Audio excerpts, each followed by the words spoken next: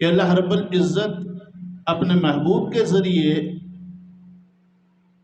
جب محبوب کے غلاموں کو یہ بتانا چاہتے ہیں کہ فلاں عشرہ بڑا قیمتی ہے، اس میں کچھ عبادت کر لو، کچھ ریاضت کر لو، فلاں عشرے کی راتیں بہت زیادہ قیمتی ہیں، ان میں عبادت کر لو، تو کیا مطلب ہوتا ہے؟ اللہ کا قرب حاصل کر لو، اپنی بخشش کا سامان حاصل کر لو، کہ اللہ رب العزت نے یہ جو دن رکھا ہے، یہ جو رات رکھی ہے، یہ جو عشرہ رکھا ہے،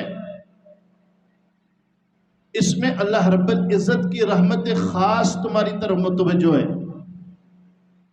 اور جب اللہ کی طرف تم رجوع کرو گے، اللہ کا قرب حاصل کرنے کے لیے عبادت کرو گے، تو اللہ رب العزت تمہارے پچھلے گناہوں کو معاف فرما دے گا۔ تو یہ بخشش کے بہانے، تو یہ جو عشرہ ہے اس کو اللہ رب العزت نے خاص فضیلت عطا کی۔ مسلم شریف کی حدیث ہے، ہمارے پیارے نبی صلی اللہ علیہ وسلم نے ارشاد فرمایا کہ اس عشرے میں، یعنی ذی الحج کے پہلے عشرے میں، نفلی عبادات جو ہیں پورے سال کے باقی دنوں سے زیادہ اہمیت کی حامل ہیں۔ ان میں جو بھی عمل کیا جاتا ہے اللہ کو وہ بڑا محبوب ہے۔ آواز سیٹ کرو، گڑبڑ ہے۔ اور میں ان دنوں میں ذی الحج کے پہلے عشرے میں جو عمل کیا جاتا ہے اللہ کے ہاں وہ بڑا، بولیے، محبوب ہے، اللہ کے ہاں اس کا بڑا مقام ہے۔ صحابہ نے عرض کیا، اے اللہ کے رسول صلی اللہ علیہ وسلم، کیا جہاد فی سبیل اللہ بھی باقی مہینوں میں کیا جائے، باقی دنوں میں کیا جائے؟ تو وہ بھی نسبتاً اس عشرے میں کیے گئے اعمال سے اللہ کو محبوب نہیں، کیونکہ جہاد ایک بہت افضل عمل ہے۔ اسلام پہ اپنی جان ڈلا دینا، اپنا مال اور اپنا سب کچھ قربان کر دینا، یہ کوئی معمولی عمل نہیں ہے۔ تو ہمارے پیارے نبی صلی اللہ علیہ وسلم نے ارشاد فرمایا، ہاں جہاد بھی، الا یہ کہ کوئی بندہ اپنی جان و مال کے ساتھ جہاد کے لیے گیا اور پھر واپس نہ آیا، کیا مطلب؟ شہید ہو گیا، یعنی شہادت کا مقام اس سے بڑھ کے ہے۔ اور شہادت کے علاوہ باقی جتنے اعمال ہیں ان میں ذی الحج میں کیے گئے اعمال اللہ کو پسند ہیں۔ پھر یہ مہینہ جس وقت شروع ہوتا ہے،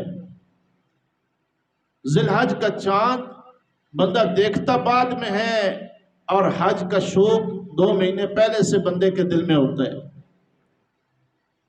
کیونکہ ہمارے پیارے نبی صلی اللہ علیہ وسلم نے ارشاد فرمایا، رمضان المبارک ختم ہوتا ہے، شوال کا چاند نظر آتا ہے، تو فرمایا حج کا موسم شروع ہو جاتا ہے۔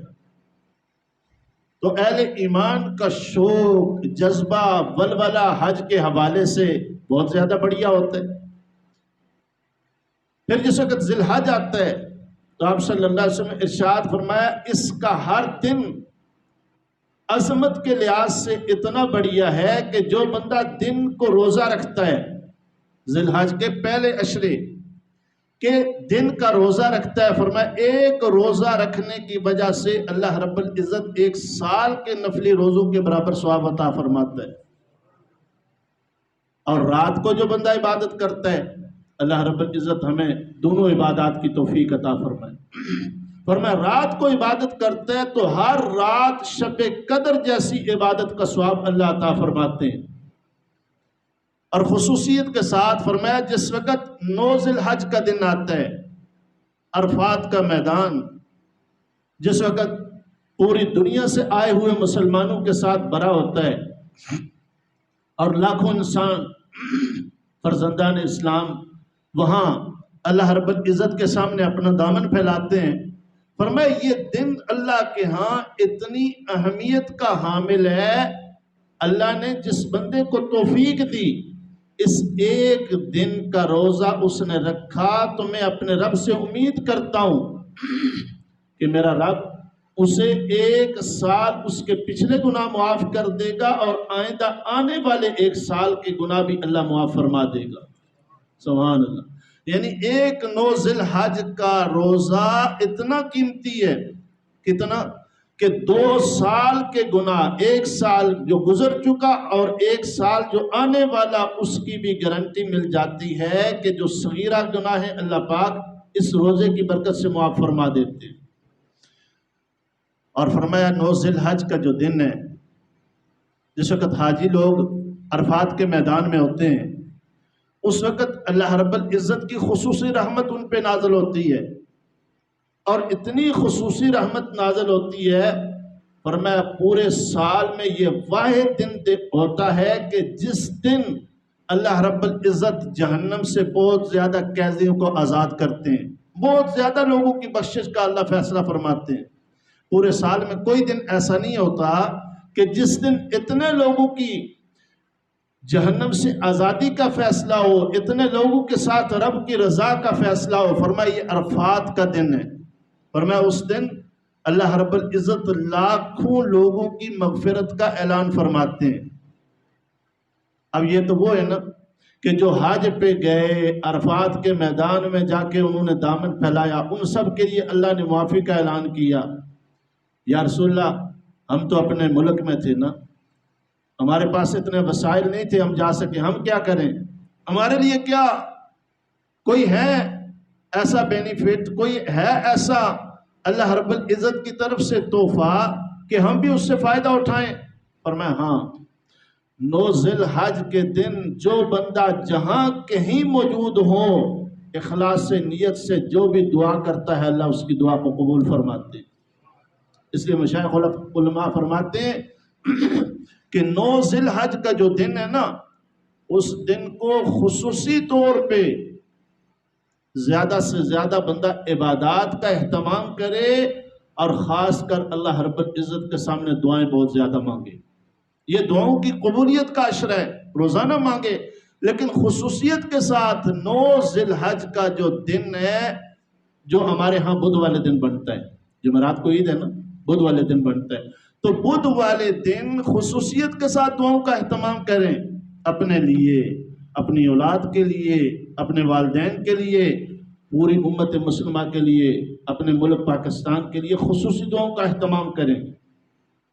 اور یہ جو دعا ہے اللہ رب العزت نے اسے مومن کا ہتھیار فرمایا، فرمایا الدعاء سلاح المؤمن، دعا اللہ رب العزت نے مومن کو ہتھیار عطا کیا ہے، اور ایسا ہتھیار ہے کہ جب بھی مومن بندہ دعا کرتا ہے اللہ اس کی دعا کو قبول فرماتے ہیں۔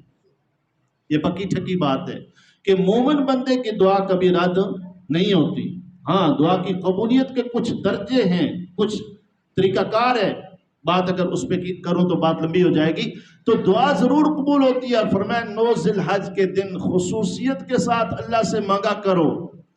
اور جہلم والوں، یہ رب کی ادا بڑی عجیب ہے، ساری دنیا میں اگر لوگوں سے مانگو، ایک دفعہ مانگو تو دیں گے، دوسری دفعہ مانگو تو تھوڑے سے ناراض ہوں گے، تیسری دفعہ مانگو تو بندہ ناراض ہو جاتا ہے۔ دنیا والوں سے مانگے تو ناراض ہوتے ہیں، رب کی ادا کتنی عجیب ہے، اس سے جو نہیں مانگتا اللہ اس سے ناراض ہوتا ہے، اور جو اس سے جتنا زیادہ مانگتا ہے۔ ترمذی شریف کی حدیث ہے، سرکار دو عالم صلی اللہ علیہ وسلم نے ارشاد فرمایا، جو جتنا زیادہ مانگتا ہے اپنے رب سے، اللہ اس کو اتنا اپنا محبوب بنا لیتا ہے، اللہ اس کو اتنا اپنا قرب عطا فرماتا ہے۔ تو عرفات کے دن ہم اللہ رب العزت سے زیادہ دعا مانگیں۔ پھر اس کے بعد حج کا دن آتا ہے، اور پھر حج کے بعد قربانی، اور یہ جو قربانی کا عمل ہے یہ پورے سال میں صرف ان دنوں میں آتا ہے، 10 ذی الحج، 11 ذی الحج، 12 ذی الحج۔ اور قربانی کے جب دن ہوتے ہیں، حدیث مبارکہ میں آتا ہے، میرے اور آپ کے پیارے نبی صلی اللہ علیہ وسلم نے ارشاد فرمایا، قربانی کے ایام میں اللہ کے ہاں سب سے جو محبوب عمل ہے وہ اللہ کی رضا کے لیے جانور کے گلے پہ چھری چلانا ہے۔ فرمایا جانور کے گلے پہ چھری چلانا، جانور کو اللہ کے نام پہ ذبح کرنا، فرمایا یہ اللہ رب العزت کو سب سے زیادہ محبوب ہے۔ اور جانور کے گلے سے کٹ کے خون بعد میں زمین پہ گرتا ہے، قربانی کرنے والا جو اللہ کی رضا کے لیے قربانی کرتا ہے اللہ اس کے تمام گناہوں کو پہلے معاف فرما دیتے۔ اور یہ قربانی دین کا شعار ہے، دین کی ایک نشانی ہے۔ بہت سارے لوگ کہتے ہیں قربانی صرف حج کے ساتھ خاص ہے. نہیں، حج کے ساتھ قربانی خاص نہیں ہے. حاجیوں کے لیے تو ہے ہی ہے قربانی، لیکن حج کے علاوہ بھی ہمارے پیارے نبی صلی اللہ علیہ وسلم نے ہر سال قربانی کی ہے. حضور صلی اللہ علیہ وسلم نے اپنی مبارک حیات میں صرف ایک حج فرمایا، اور قربانی حضرت انس بن مالک رضی اللہ تعالیٰ عنہ فرماتے ہیں سرکار دو عالم صلی اللہ علیہ وسلم ہر سال قربانی کیا کرتے تھے، ہر سال قربانی کیا کرتے تھے. اور ایک سال تو آپ صلی اللہ علیہ وسلم نے 100 اونٹ اللہ کے نام پہ ذبح کیے، قربان کیے. اور فرمایا 63 اونٹ اپنے ہاتھ سے حضور نے قربان کیے. اللہ اکبر، سبحان اللہ. اب ہم سوچ رہے ہوں گے، آپ سارے جو سنتے ہیں کہ بھئی 63 اونٹ، ہم سے تو ایک بکری قابو میں نہیں آتی، گائے تو بڑا مشکل ہو جاتا ہے کام، 10 بندے ہو کے سنبھالتے ہیں.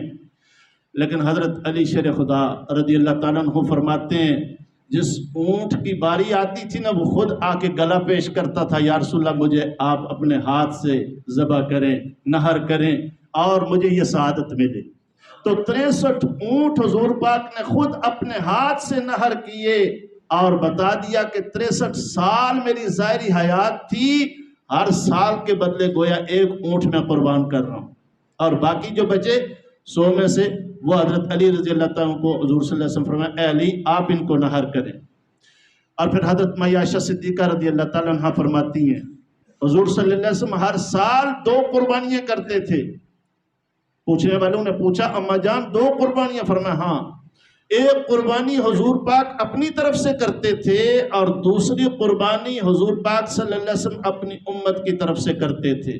وہ جو امت کے کمزور لوگ ہیں جو قربانی کی استطاعت نہیں رکھتے، حضور صلی اللہ علیہ وسلم ان کے لیے دعا کرتے تھے یا اللہ میرے سارے وہ غلام جو قربانی نہیں کر سکتے ان کی طرف سے میں قربانی کر رہا ہوں. سبحان اللہ. تو حضور پاک کو اپنی امت سے کتنا پیار ہے کہ آپ صلی اللہ علیہ وسلم امت بعد میں آئے گی، قیامت تک آنے والی امت کے لیے خود قربانی فرما رہے ہیں. اس لیے علماء فرماتے ہیں جس بندے کو اللہ نے توفیق دی ہو اپنی قربانی کرے اور ساتھ حضور پاک صلی اللہ علیہ وسلم کے لیے بھی قربانی کیا کرے. آپ صلی اللہ علیہ وسلم کی طرف سے بھی کہ حضور صلی اللہ علیہ وسلم کا یہ حق ہے. مولا علی شیر خدا رضی اللہ تعالیٰ عنہ ساری زندگی حضور پاک صلی اللہ علیہ وسلم جب دنیا سے پردہ فرما گئے، آپ صلی اللہ علیہ وسلم بھی رحلت کے بعد حضرت علی شیر خدا رضی اللہ تعالیٰ عنہ جب قربانی کرتے 2 جانوروں کی قربانی کرتے، 2 بکرے کرتے، 2 مینڈے کرتے. کسی نے پوچھا اے امیر المؤمنین آپ ایسا کیوں کرتے ہیں؟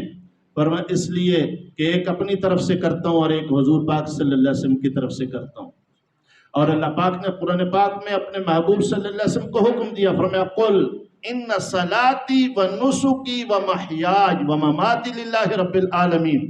فرمایا اے میرے محبوب صلی اللہ علیہ وسلم فرما دیجئے بے شک میری نماز، میری قربانی، میری زندگی، میری موت، ہر چیز للہ رب العالمین، ساری کائنات کے مالک کے لیے ہے.